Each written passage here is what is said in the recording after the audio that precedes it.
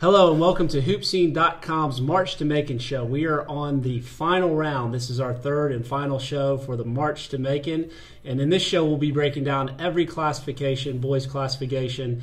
We'll be talking about the finals, what to expect, what the storylines are looking like as we head into the final weekend on the March to Macon. Eric, I'm going to throw the first one over to you. Let's talk about 6A. What are you looking at? What do you expect? What have you seen? Well, you know, it's your classic story. You've got the veteran team in Norcross. They've been there. They're kind of one of those teams you expect to get there every year. And then you've got the new kid on the block, Hillgrove, coming in and trying to win their first state title in their brief history. You know, there's some interesting matchups there. I think Norcross is really star-studded with your Brandon Goodwins, your Lorenzo Carters, your Andre Chatfields. And they also own the longest winning streak. They've won 16 straight. So they've just been playing phenomenal here since the calendar turned over.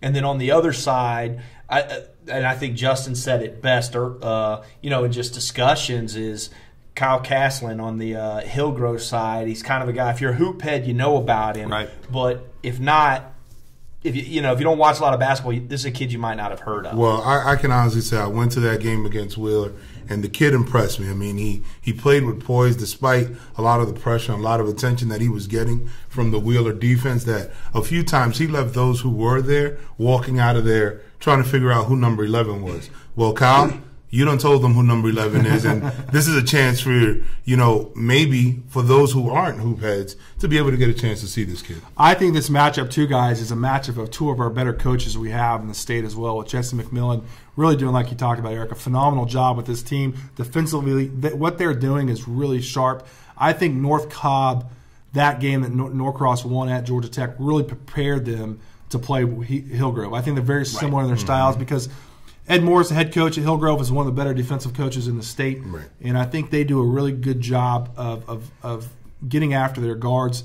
And Norcross, right now, their guards are playing as good as anybody in the entire state. Absolutely. It's certainly going to be a great game to watch. So let's have it. What are the predictions? Eric, we'll start with you. I've got to go based on experience. I also look and say Hillgrove's got 4 losses. 3 of them are to the team that Norcross just beat. So I'm going with Norcross to win it. There you have it. I'm going to go ahead and, unfortunately Cinderella's slipper's about to fall off this weekend, so I'm taking Norcross as well. Size matters, and Norcross has it, and I think that size inside too much Lorenzo Carter and too much Terrence O'Donohue is going to be too much to handle for Hillgrove. Absolutely. Okay, so 3 picks for Norcross in the boys 6A. So we're breaking down the March to Macon here show, and we want you to follow us on Twitter at Hoopscene, as well as get into the conversation, hashtag March to Macon. Let's go to 5A now, and let's talk about the finals there. We have Miller Grove versus Gainesville. And, Justin, you've watched Miller Grove a lot this year, so talk to us about that. Big surprise. Wolverines are back. Yeah. Just a different location this Right. year. We're going down to Macon to the Centralplex. And here's a thing that impressed me watching Miller Grove just absolutely dismantle Columbus Northside. Defensively, that's been their ticket all season long, guys. Can they slow the opposition down to set the pace for them?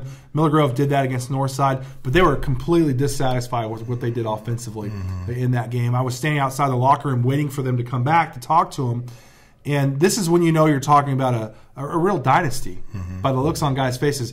Seeing teams win. Hillgrove lost their minds when they beat Wheeler, as they should. They earned that right to do that. As Miller Grove came off the court by beating somebody in the Final Four by almost 40 points, you thought they just lost by 20.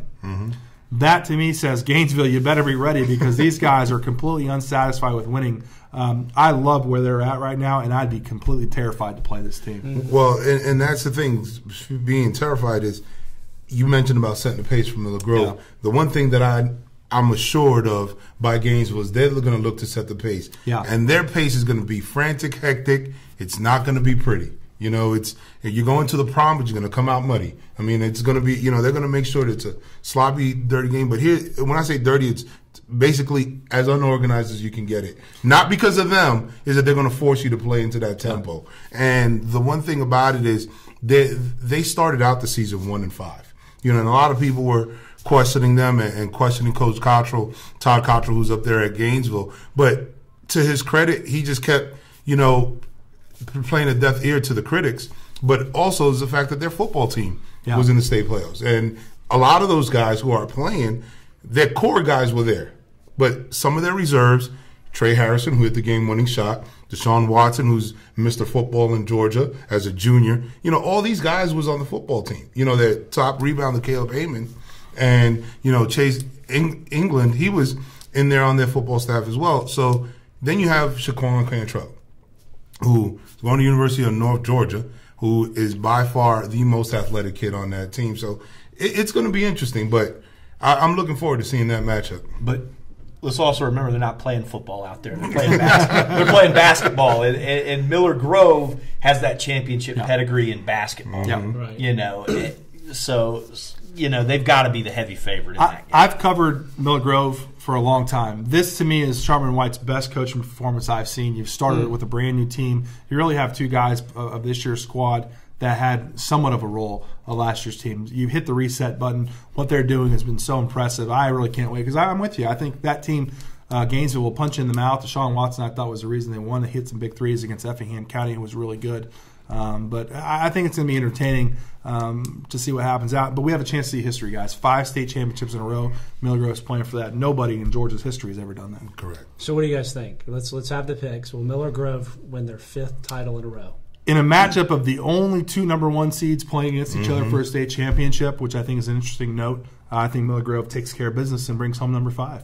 As much as I enjoy and know both coaches, and I'm real good friends with both of them, I'm just going to have to go with Miller Grove. Experience, having been there in the past, players are familiar with it.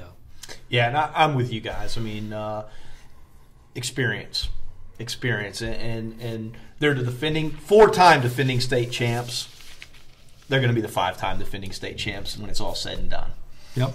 All right, there you have 5A boys march to Macon. Let's move on quickly to 4A, and so let's talk about 4A. We'll break down that game. We have Columbia versus Eagles Landing. So I'm going to go back to you, Justin, here, since you've watched a lot of the 4A. Yeah, Thursday night in Macon is must-see TV, guys. I mean, it really is. I think we have the best overall state championship game of all of our 7 games that we're looking at. We've got probably the 2 – we have the storied program in Columbia who's aiming for number 4 themselves. Okay, number 6 in 7 or 8 years. We're looking at Taj Dean, who's probably one of the most storied guards we've seen in Georgia prep basketball.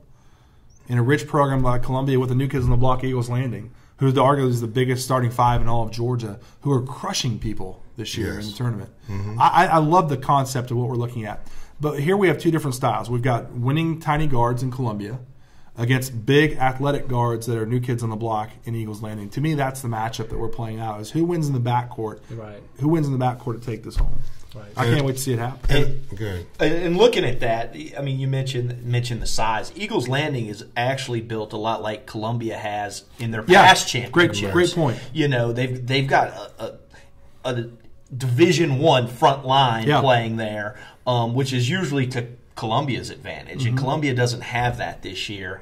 So that's interesting. It's going to be interesting to see how Columbia handles the size of Eagles Landing. Well, and that's the part that really is intriguing about possibly the best game of the weekend. That you're going to have 2 contrasting styles, 2 contrasting in terms of size, but the fact of the matter is this: they're familiar with each other because there's a rematch from a year ago, and there's some players out there, like Eric Wortham, who's a story in itself, being able to come back from what he's had to be able to play back in this championship game that he had to watch last year. And I know it hurt him, so it'd be interesting to see how that plays out. Well, let's talk about these new guys for a second, and not to spend too much time on it, but part of me wonders if Nate Mason is still at Columbia, how much of a difference maker is he going to be as a perimeter threat?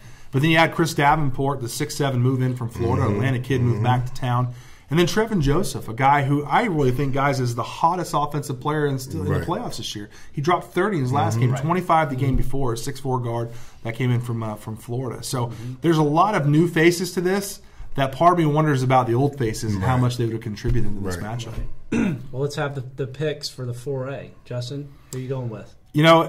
I think it's time for a new guard, guys. I think Eagles Landing's too big. I think they're on such a roll right now that I think Columbia is going to give them a battle because that's what they do. This is, again, Taj Dean, his last game at Columbia.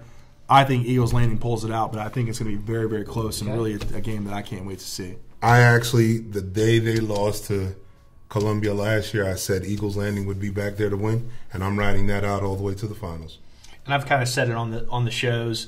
Eagles Landing's my favorite team, all classifications. Yeah. You know, I mean, I think they are hands down the best team in the state, any classification. So I'm taking them to win. We can't disagree. I was going to say, we've been unanimous so far. It's been very uninteresting. So maybe our picks will start to differ here as we go into Class 3A. Before we do that, make sure to follow us on Twitter at Hoop Scene, as well as get into the conversation at #MarchToMacon.